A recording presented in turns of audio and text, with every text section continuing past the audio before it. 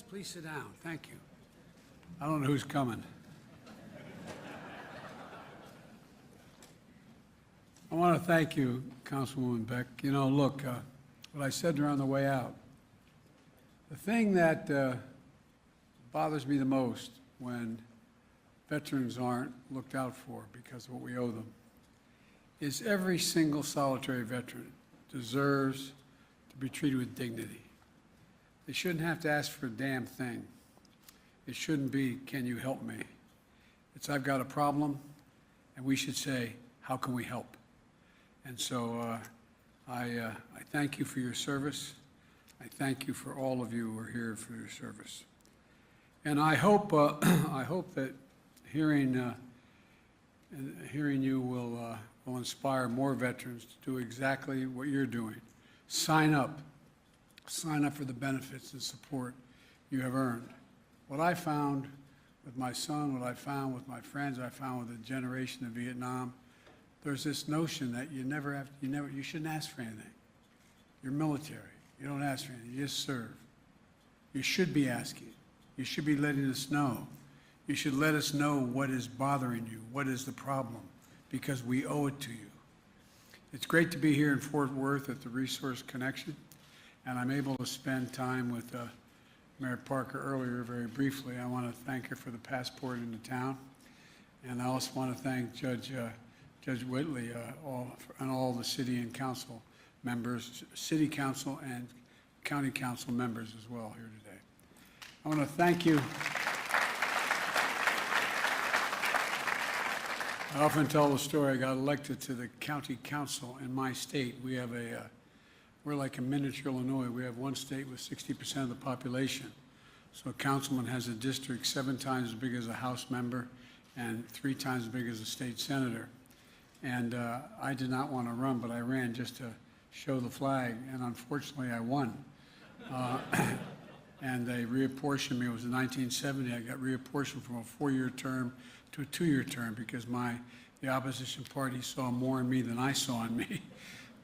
And I was forced to know what we say in public life, up or out. And I ended up running for the Senate before I was old enough to be sworn in. Didn't expect to win that either. And here I am, you're stuck with me. But the reason I ran for the United States Senate was too hard being a county councilman. You'd knock on the door and say, my name's Joe Biden, Democratic candidate for the county council. And they look at you like, and you know what they're thinking. Well, you know part of what they were thinking. What's the county council do? Well, you affect people's lives as much as anybody else, and people go, county council. Anyway, but I just think that, Jake, you're a fighter pilot. You get this stuff. I mean, you know what I mean? You can smile, Jake. It's okay. It's okay. Jake's a Republican, but I like the hell out of him. He's got, no, I'm serious. This guy's the real deal. The 3 congressmen you have here, 2 of them look like they really could and did play ball, and the other one looks like he could bomb you. And it's a tough group, but a good group. Look, I want to thank you and your staffs for welcoming us to town.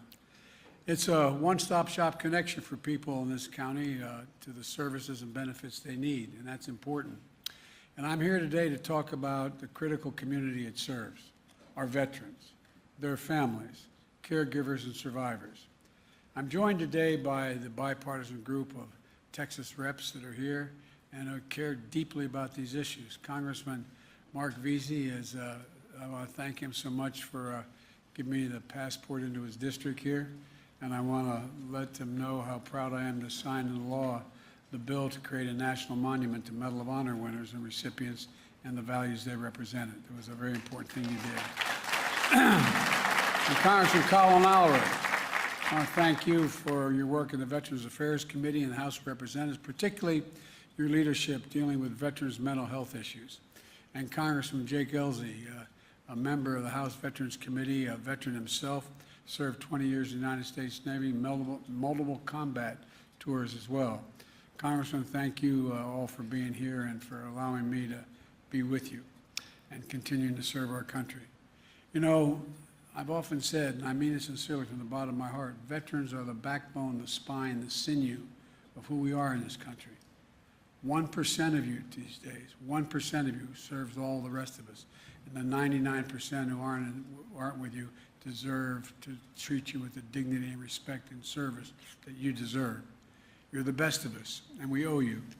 And I've always believed that, and I've said this from the time I was a young senator, we have many obligations in the United States Senate, the United States Congress, President of the United States, to the American people, to the elderly, to the poor, to those in need.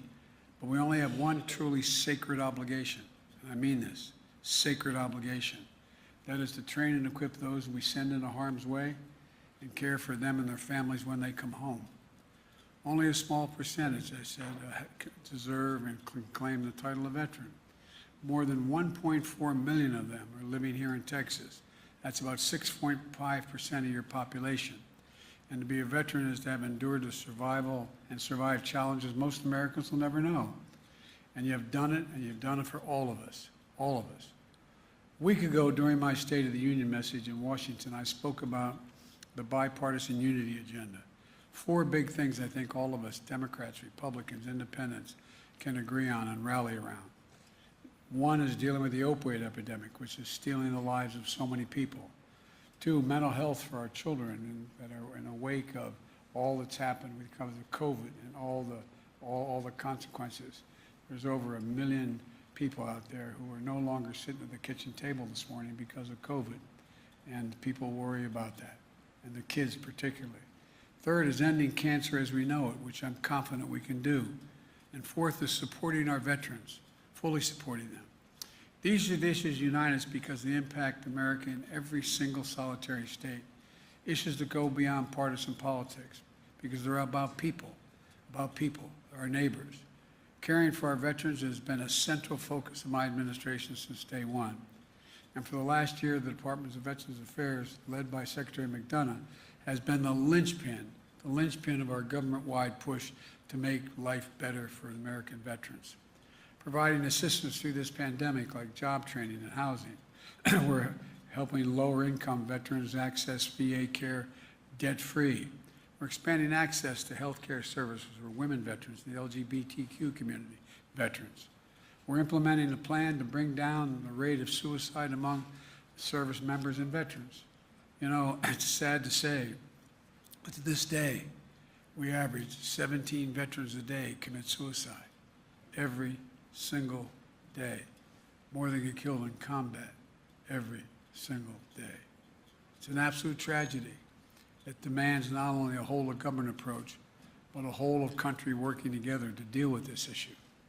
Texas is one of those states participating in the governor's and mayor's challenge to take on this crisis. And as I announced in my State of the Union message, we're focusing on meeting the specific care and needs for all our veterans who suffer because of their service, for all our veterans. We learned a horrible lesson after Vietnam. It was the harmful effects of Agent Orange, which were dropped upon so many thousands of veterans, and the years it took to manifest illnesses in veterans. Because then the veteran had to prove that whatever his problem was directly a consequence of Agent Orange. Well, we passed a law that I was proud to be a co-sponsor of a long time ago, saying that if you had Agent Orange drop upon you, it was presumed that the illness you had was the consequence of that. And how we're even slower to connect the dots of what's happening to those too many Vietnam veterans living in a lurch, unable to access the care they needed. It was only in the past year that we added bladder cancer and conditions of underactive thyroid and Parkinson's, a list of conditions tied to Agent Orange exposure, as science told us more. Decades after the exposure took place, it took far too long to reach that decision, in my view. And I refuse to repeat the mistake when it comes to veterans of our Iraq and Afghan wars. Not only did they face the dangers in the battlefield, but they were breathing toxic smoke and burn pits near where they're based. I was in and out of Afghanistan and Iraq 23 times. I spent a fair amount of time there as the United States Senator and as Vice President. The burn pits that incinerate wastes of war, medical and hazardous materials, jet fuel, and so much more, just dug in big pits not far from the hooches, not far from where our veterans were sleeping. When our troops came home, the fittest among them, the greatest fighting force in the history of the world, too many of them were not the same. Headaches, dizziness, numbness, dizziness, cancer. And we don't know yet enough about the connection between burn pits and each of these diseases so many of our veterans are now facing. But I'm committed that America make the commitment to find out everything we can. I'm committed to the families like Danielle Robinson, the widow of Sergeant First Class Heath Robinson, who joined my wife Jill in the First Lady's box of the State of the Union.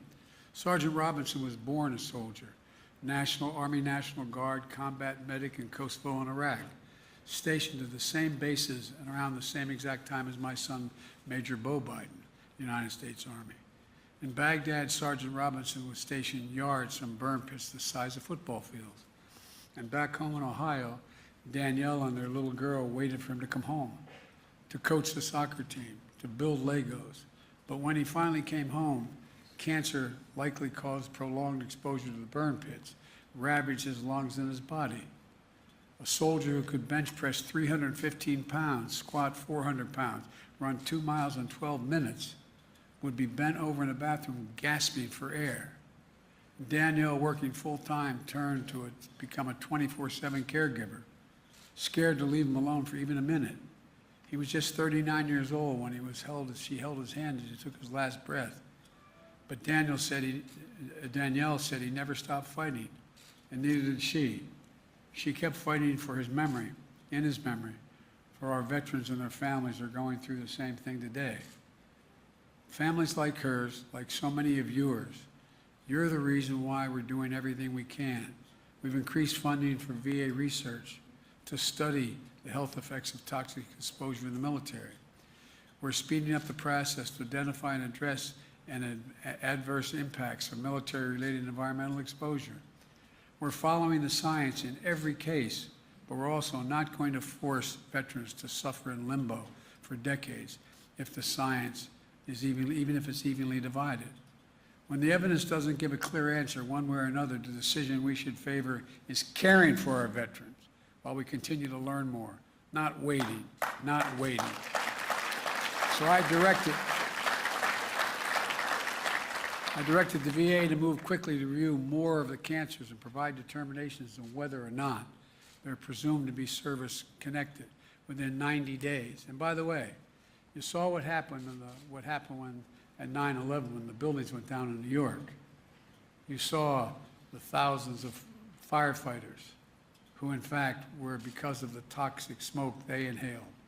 Finally, because some of the people in the media and in entertainment insisted that they be compensated for. Well, when diseases are so rare that there isn't enough evidence, we'll examine other factors as well. And this week, Secretary McDonough is developing a new rule that will add several rare respiratory cancers to the list of presumptive conditions for certain veterans. We also need to know more about which of our veterans may have been exposed to burn pits in the first place or other environmental toxins during their service. To record possible exposures before service members separate from the military. So we're building a more comprehensive database from the Department of Defense and Veterans Affairs to use to track access to exposures. We're working hard to educate everyone across the VA system about the potential impact of specialized care needed for burn pit exposure, urging veterans to sign up for the VA Burn Pit Registry and to make sure they know about the benefits that may be available to them. You know what I found about veterans as we worked for those who are trying to deal with the mental health problems? Is they're used to always giving. You don't think you have a right to ask for anything. You don't think you have a right to ask. We're asking you to tell us. Tell us where you've been. Tell us what your needs are. Nothing to be ashamed of, it's to be proud of. We owe you. Improving training for VA providers to make sure they're equipped to diagnose and treat exposures to related conditions. And this year, launching a new network of specialized care providers and call centers to help connect veterans with questions about exposure to care that's consistent, comprehensive, and high quality. Folks, these are the kinds of steps that can make a difference in getting the proper care for more patients and providing support for veterans, especially those facing cancer diagnosis.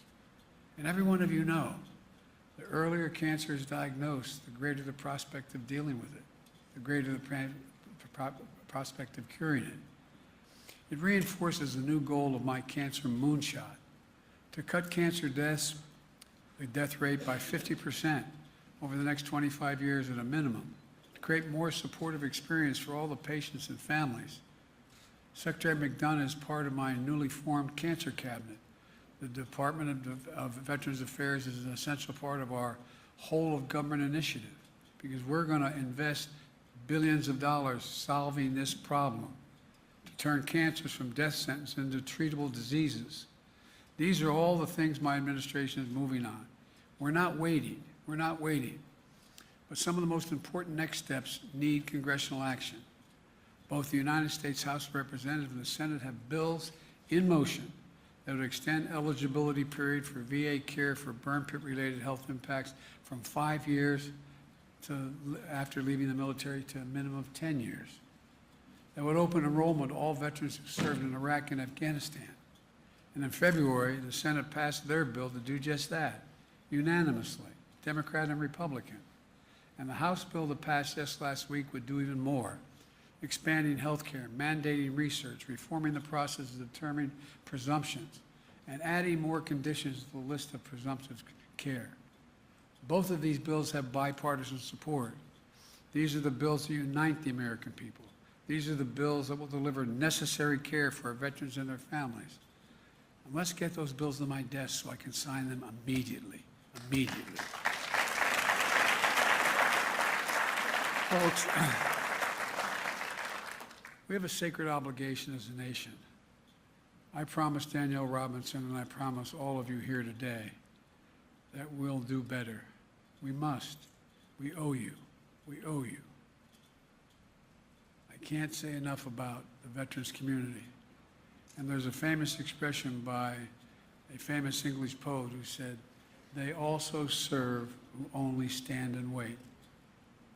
To every husband and wife with the deployed husband or wife. To every child with a mom or dad deployed, we owe you. We owe you. Because they also serve only stand and wait. I remember the head of the National Guard in the state of Delaware, wife, used to say a prayer. When my son got deployed, my wife was a school teacher who got up earlier than I did to get to school. I'd get to the train at 7:30 train. And I walked downstairs. I'd just had shades and had my trousers on to get a cup of coffee. She'd be standing over the sink like many of you have done, looking out the window, mouthing a prayer that she was given by the commander's wife. A prayer for her son who was in harm's way. All of you did that. All of you do that. All of you worry about that call. So thank you. Thank you as well. Concluding point I'll make, and we talked about it, the Congressman and I on the way down. You know, this is an incredible generation, the 9/11 generation that fought. They served in a way I think they're right up there with the greatest generation.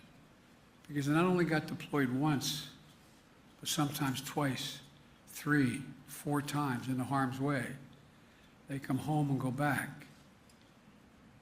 And after knowing that they cleaned off the blood of the seat of that up-armored Humvee that they were in where they lost somebody. And they'd have to saddle up and go back out again. An enormous generation, an incredible generation. I was telling the guys on the way down, I remember flying into Iraq one of those times, and I went in the cockpit, and there were, I believe, 6 members, 5 men and 1 woman. And I asked the question of all of them, I said, how many is this your first tour of duty? Nobody raised their hand. Second tour of duty, nobody. Third tour, 2 of them. Fourth tour, 2 of them. Fifth tour, 1. No other generation has been deployed, redeployed, and redeployed, and redeployed. That takes nothing away from the World War I and World War II and Vietnam generations. But it's one thing to serve and come home and then go back and go back and go back. So we owe you. We owe you all, every veteran in here and every family member of veteran. May God bless you all, and may God protect our troops. Thank you for all you do.